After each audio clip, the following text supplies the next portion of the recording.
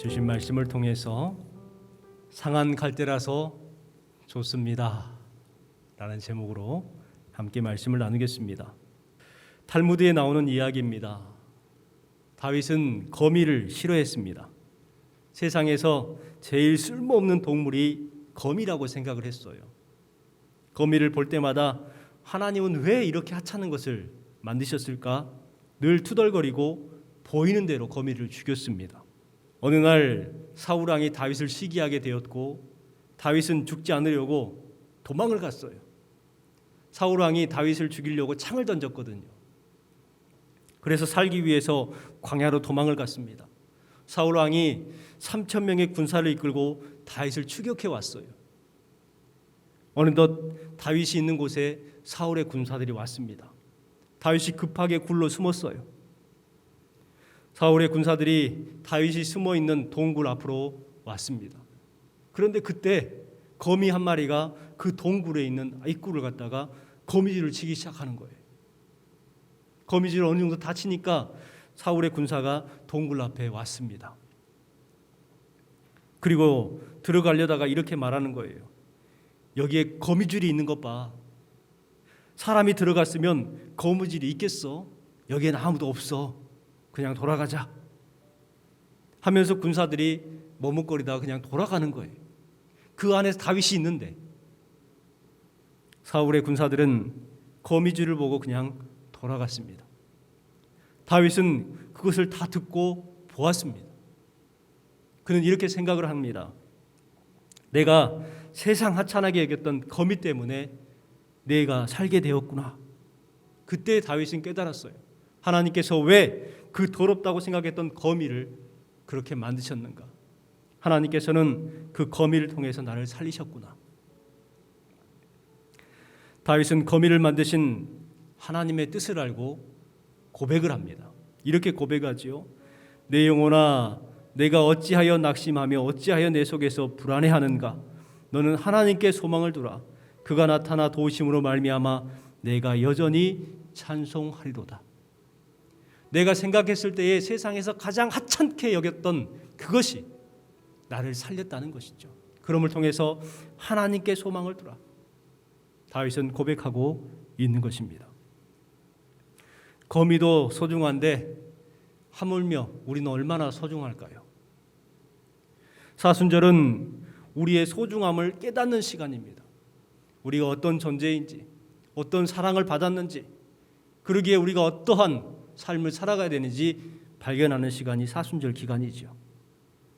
우리는 어떤 사랑을 받았습니까? 로마서 5장 8절 말씀에 보면 우리가 아직 죄인 되었을 때에 그리스도께서 우리를 위하여 죽으심으로 하나님께서 우리에 대한 자기 사랑을 확증하셨느니라. 우리가 아직 죄인 되었을 때에, 죄인이에요. 우리를 위해서 그리스도께서 죽으심으로 자기 사랑을 확증하셨어요. 우리가 의인이 되었을 때 죽으신 것이 아니라 죄인 되었을 때에 우리를 위해서 죽으심을 통해서 하나님께서 우리를 얼마나 사랑하시는지 그 사랑을 확증하셨다라고 말씀하고 있습니다. 여러분, 그렇기 때문에 우리는 너무나도 소중한 사람들입니다. 복음성가 가운데 이런 복음성가가 있죠. 축복성인데 이 찬양의 고백처럼 당신은 소중한 사람이요 존귀한 사람이요, 너무나도 소중한 사람이라는 거예요. 누가요? 내가. 왜냐하면 십자가를 지셨기 때문에 우리는 하나님 앞에 그렇게 소중한 존재라는 것입니다. 여러분, 그래요. 나는 그렇게 소중한 사람이에요. 나는 그렇게 존귀한 사람이에요. 이것을 기억하고 삶을 살아가야 하는 것이죠. 우리는 화려하고 풍족하고 배고픔이 없는 좋은 세상에 살고 있습니다. 그런데 겉으로 보면 좋은 세상처럼 보이지만 속으로 보면 좀 위태로워요. 그리고 사람들마다 상처로 가득합니다. 그래서 사람들은 위로를 받고 싶어 합니다. 사람들에게 위로받고 싶고 물질 가지고 위로를 받고 싶고 뭔가를 위로를 받으려고 자꾸 노력하지만 위로를 받으려고 할 때마다 더 큰 상처를 받는 경우가 참 많이 있습니다. 위로를 받긴 받아야 되는데 어디에서 받아야 되는지를 모르는 것이죠. 그래서 유흥을 해보고 향락을 즐겨보고 여가 생활을 합니다. 또한 사이비 이단에도 찾아가 보죠. 그런데 똑같아요. 아침에 일어나면 똑같이 내 마음은 공허하고 상처투성이인 내 마음일 뿐이죠. 그렇기 때문에 이 세상은 하늘의 위로가 필요한 시대다, 이렇게 말을 합니다. 하늘의 위로가 필요한 시대, 지금 이 시대가 그렇지요. 시편 143편 3절 말씀에 보면 상심한 자를 고치시며 저희 상처를 싸매시는도다, 이렇게 말씀하고 있습니다. 하나님은요, 상심한 자를 고치십니다. 그 상심한 마음을 싸매어 주십니다. 이것이 바로 복된 소식이죠.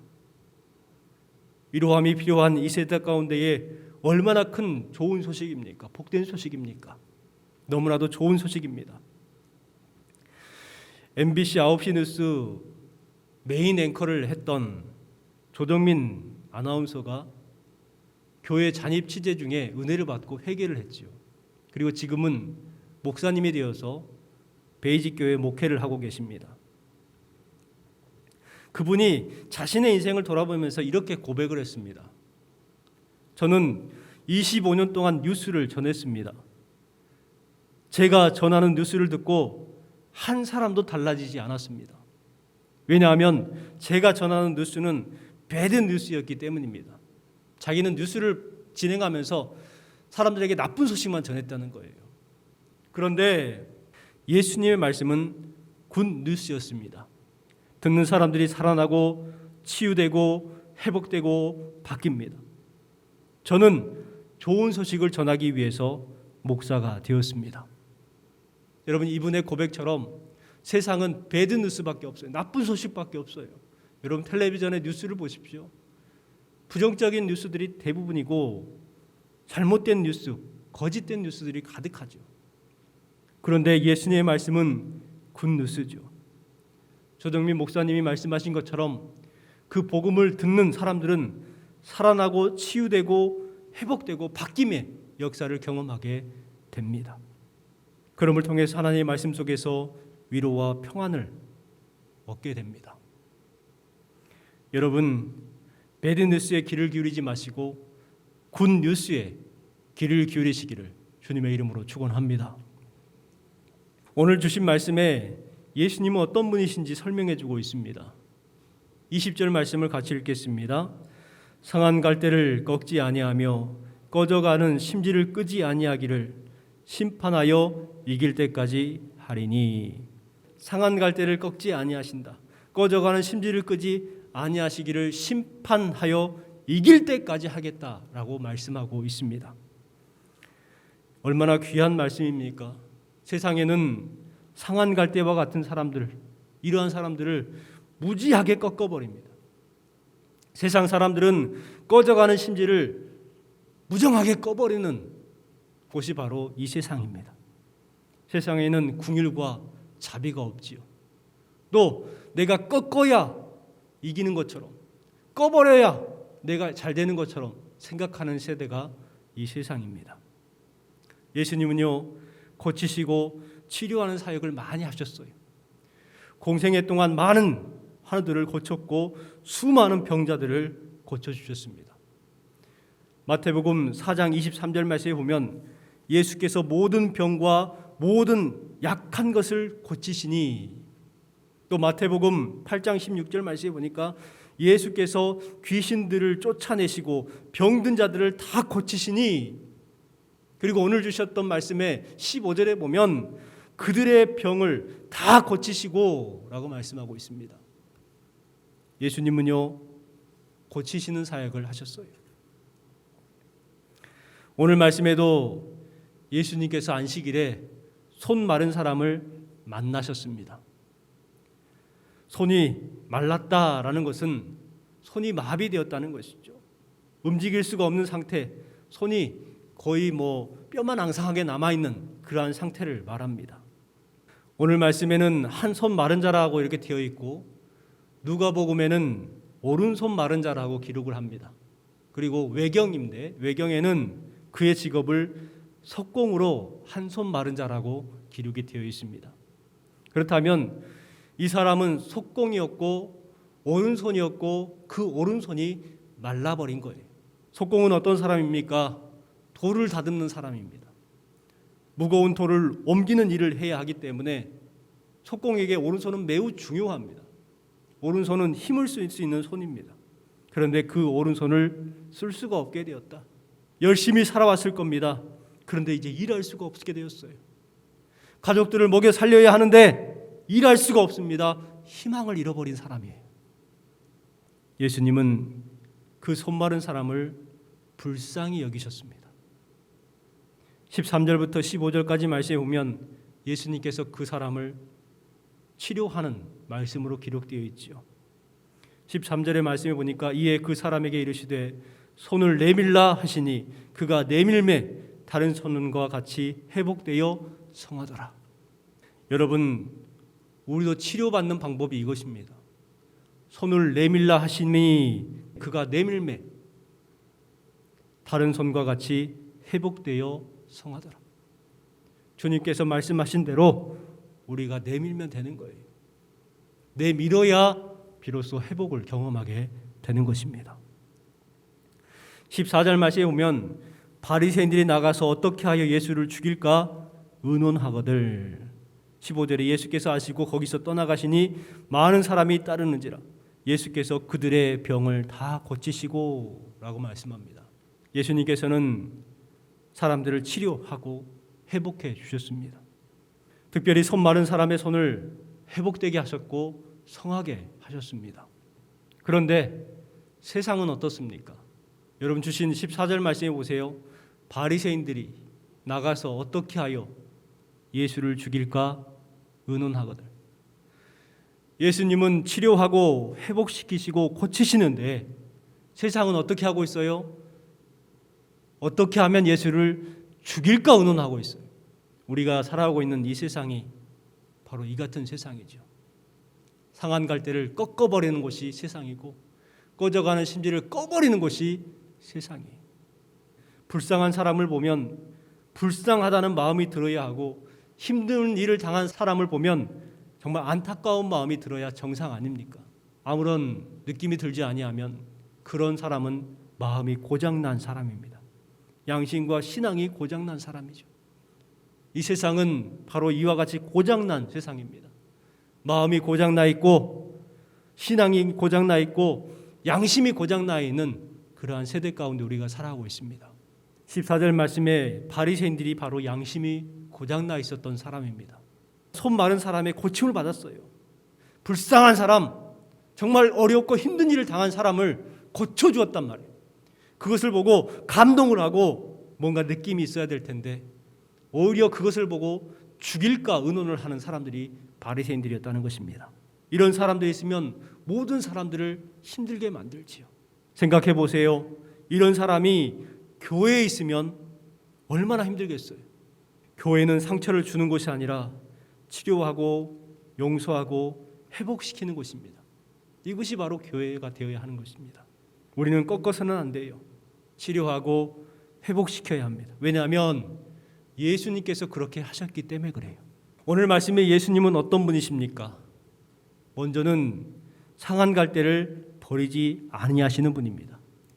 20절 말씀에 보면 상한 갈대를 꺾지 아니하며 라고 말씀을 기록하고 있습니다. 이 세상은 조금만 상처가 나면 또 흠이 있으면 버려버립니다. 이것이 세상 인심입니다. 그러나 예수님은 상한 갈대를 꺾지 아니하시고 그 상한 갈대를 사용하셔 놀라운 일을 하게 하셔요. 약한 자를 택하사 강한 자를 부끄럽게 하셨습니다.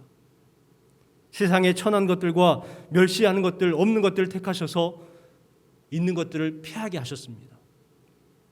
상한 갈대 같은 사람들을 꺾지 아니하시고 꺼져가는 심지를 끄지 아니하셔서 오히려 강한 자를 부끄럽게 하셨고 있는 사람들을 부끄럽게 만드셨다는 거예요.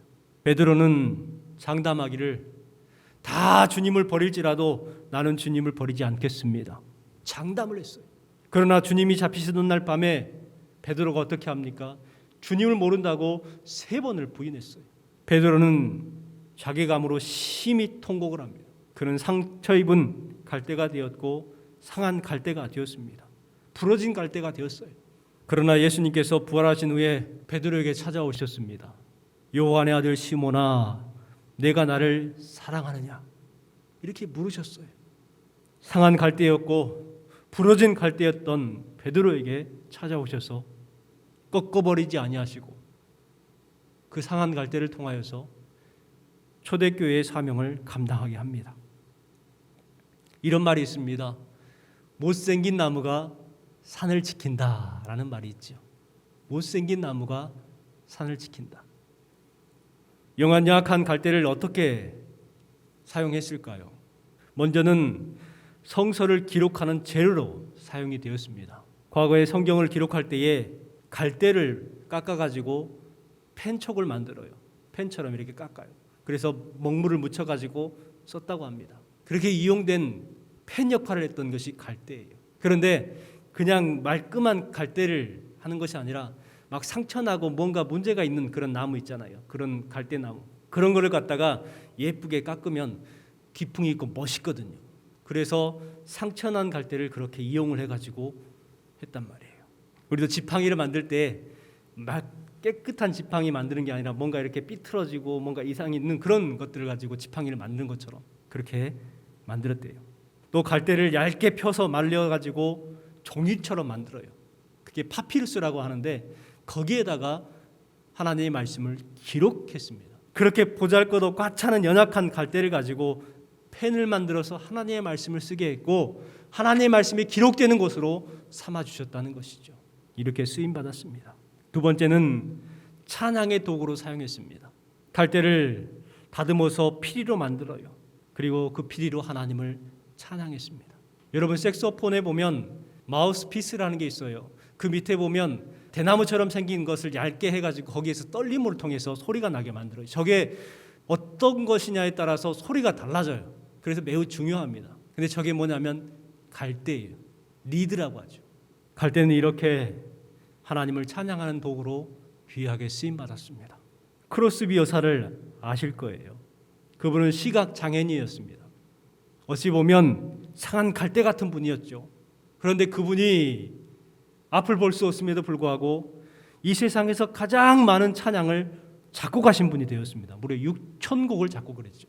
상한 갈대였지만 찬양하는 삶을 살았습니다. 그리고 세 번째는 다양한 도구로 사용하셨습니다. 유대 갈대를 보면 매듭이 있어요. 매듭이 있어가지고 자로 사용이 됐어요. 빗자루로 만들어서 깨끗하게 청소할 때도 사용이 되었습니다. 바구니로 만들어서 귀한 것들을 보관하기도 하셨죠. 약하지만 없어서는 안 될 생활 필수품이 되었던 것입니다. 우리도 상한 갈대와 같습니다. 그러나 상한 갈대이지만 펜이 되었고 종이가 되었고 생활 필수품들이 되었고 그리고 하나님을 찬양하는 데에 쓰임받았던 피리가 되었던 것처럼 우리도 상한 갈대이지만 하나님 앞에 귀하게 쓰임받는 성도들이 될 줄 믿습니다. 두 번째는 꺼져가는 심지를 되살리는 분이라고 말씀하고 있습니다. 20절 말씀에 보면 꺼져가는 심지를 끄지 아니하시기를 심판하여 이길 때까지 하리니 라고 말씀을 해요. 말씀을 묵상하면서 제가 꺼져가는 심지 같았습니다. 믿음이 적어서 불안해하고 믿음이 적어서 맡기지 못하고 믿음이 적어서 자꾸 의심을 합니다. 여러분은 어떠십니까? 혹시 여러분도 꺼져가는 심지가 아니신가요? 마가복음 9장 말씀에 보면 귀신 들린 아들을 두었던 아버지가 나옵니다. 그 아버지가 예수님께 찾아와서 예수님, 저희 아들이 귀신이 들려서 불에도 들어가고 물에도 들어갑니다. 혹시 무엇을 할 수 있거든 우리를 불쌍히 여기사 도와주세요 요청합니다. 혹시 무엇을 할 수 있거든. 여러분 이것은요 못 믿는 거예요. 온전한 믿음이 아니었죠. 예수님께서는 그 꺼져가는 심지 같은 그 사람, 그 아버지의 믿음을 회복시켜 주십니다. 예수님께서 그 사람의 말을 듣고 나서 이렇게 말씀하시죠. 예수께서 이르시되 할 수 있거든이 무슨 말이냐? 믿는 자에게는 능히 하지 못할 일이 없느니라. 이 말을 들었을 때에 그의 아버지가 어떻게 대답을 합니까? 24절 말씀에 보면 곧 그 아이의 아버지가 소리를 질러 이르되 내가 믿나이다. 내가 믿나이다. 할 수 있거든. 이와 같은 믿음이었어요. 못 믿었어요. 반신반의했어요. 그런데 예수님께서 그의 마음을 다시금 불질러 주시는 거예요. 믿는 자에게는 능치 못할 일이 없느니라. 불질러 주는 거예요. 그러니까 그 아버지가 뭐라고 합니까? 내가 믿나이다. 나의 믿음 없는 것을 도와주소서. 그의 마음이 뜨거워졌어요. 꺼져가서 연기 나는 그 심지가 다시금 활활 타오르게 만드셨단 말이에요. 우리도 꺼져가는 심지입니다. 연약한 사람들이라는 거예요. 믿을 수 없는 사람들입니다. 그러나 하나님은 우리를 택하셨고 지금도 믿어주시는 거예요. 그래서 20절 말씀에 상한 갈대를 꺾지 아니하며 꺼져가는 심지를 끄지 아니하기를 심판하여 이길 때까지라고 말씀합니다.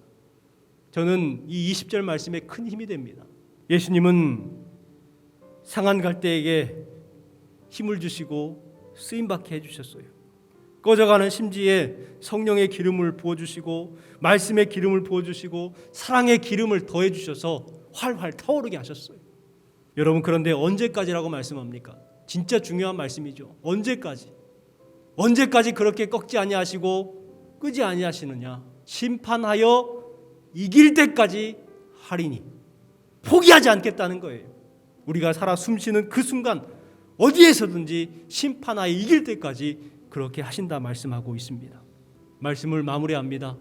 드라마의 한 대사인데 여러분, 이 드라마의 대사가 참 마음에 울림이 있었습니다. 무슨 내용이냐면 펜싱 선수가 질까 봐서 마음이 조급한 거예요. 이기려고 하는데 자신을 믿지 못하고 계속해서 조급해합니다. 그랬을 때에 코치가 이렇게 선수에게 말을 해줍니다. 너 자신을 못 믿겠으면 너를 선택한 나를 믿어라. 너를 못 믿겠으면 너를 선택한 나를 믿어라. 오케이. 이 말을 듣고 나서 선수는 이렇게 속으로 생각합니다. 나는 나를 못 믿어. 그런 나를 알아주는 그래. 당신을 믿어. 나는 나를 못 믿지만 나를 선택해준 당신을 믿을 수 나를 있다. 알아봐준 그렇기 때문에 당신을 용기를 낼 믿어. 수가 있는 것이죠. 그렇습니다. 나는 나를 못 믿어요. 나는 부족한 상한 갈대이고 꺼져가는 심지입니다. 하지만 나를 선택하시고 나를 알아주시고 나를 믿어주시는 그분이 있기 때문에 우리는 승리할 수 있게 될 줄 믿습니다. 나의 능력으로 승리를 하는 것이 아니에요.